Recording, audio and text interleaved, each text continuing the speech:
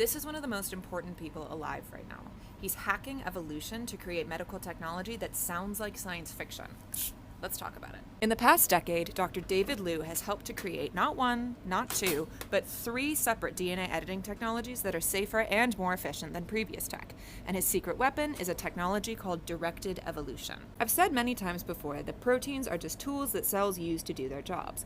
But what if you needed to invent a completely new tool? One that would let a cell do something it normally wouldn't, like rewrite its own DNA in a way that you control. Well, there is already a way for new tools to develop. It's called evolution, and so far, I think it's done a pretty good job. But evolution is slow, like really slow. It creates organisms that are incrementally better at surviving than their ancestors over the course of hundreds of generations. But what actually is better for survival isn't something that you can just choose in advance. Evolution is essentially a series of happy accidents that take the form of random DNA mutations which turn out to be helpful.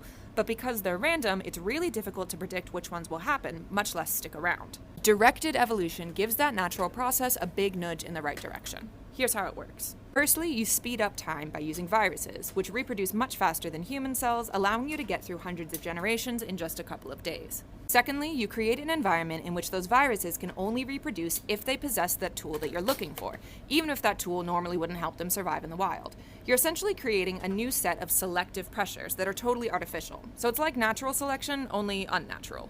Finally, you speed up the rate of happy accidents. If there are more DNA mutations happening per generation inside a box versus outside of it, then the things living inside that box will evolve faster, provided that the mutation rate isn't so high that you end up just killing them all. These conditions send evolution into warp drive and point it toward a specific goal that you can control.